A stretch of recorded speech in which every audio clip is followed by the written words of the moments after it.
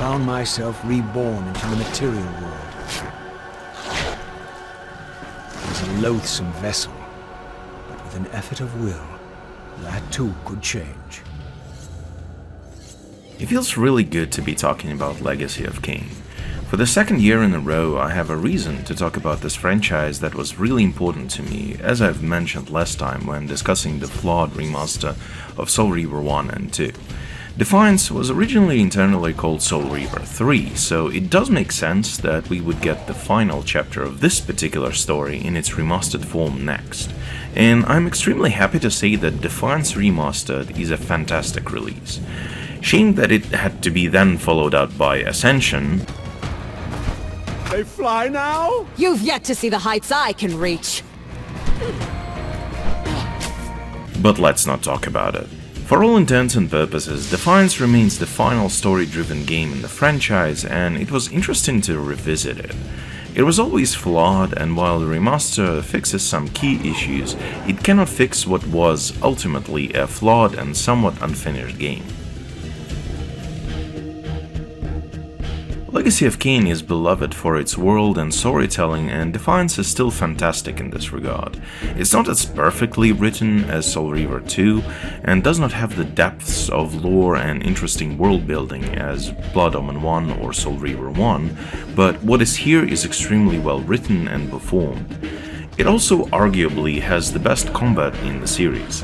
Taking Devil May Cry for inspiration, which was still fresh in 2003, combat in this game is fast, dramatic, and fun when dealing with normal enemies, and the usage of telekinesis for throwing enemies around is as entertaining as it was back in the day. In fact, maybe even more entertaining now, because the biggest update that comes with the remaster, apart from the nice updated visuals, is the new camera system. While previous Soul Reaver games, and Blood Omen 2, had the camera you could control directly, the original Defiance went instead for the cinematic fixed camera that you could only slightly pan around. I'm a huge fan of this approach in games and fully disagree with the argument that this is somehow outdated, but in Defiance this camera was simply not done right and got in the way of gameplay. This section, for example, is extremely frustrating because you need to make precise jumps while the camera is actively preventing you from judging distances. With the new camera, it's not a problem whatsoever. The game was full of rooms with camera getting in the way like this.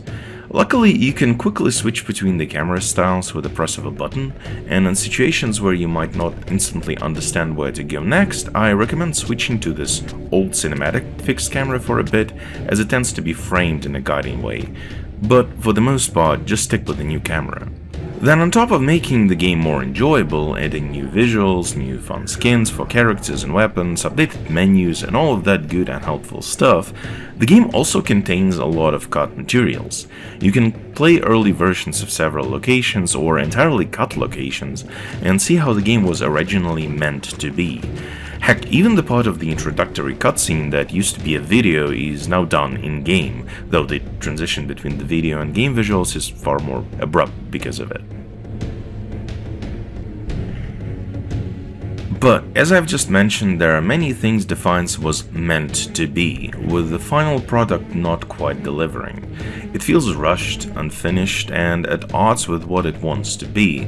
It was originally supposed to directly follow the story and events of Soul Reaver 2 and have similar visual style for locations, but instead it changes the look and feel of many locations, some of which feel extremely tiny and disappointing, and makes you redo some of the things that you've already done before, but just in a different context. Some of the story points that were planned to be explained are left unsaid, and the game simply does not feel like a worthy conclusion to the tale of Raziel that started in Soul Reaver 1. Similar disappointment comes from the music that has always been the highlight of the series, but this time it's only good because it's the same. The soundtrack consists of slightly rearranged tracks from the first two Soul Reaver titles with next to no new music, which is a huge shame. In contrast with the remaster of Soul Reaver titles, the worst things about Defiance come from the game itself, not the re-release.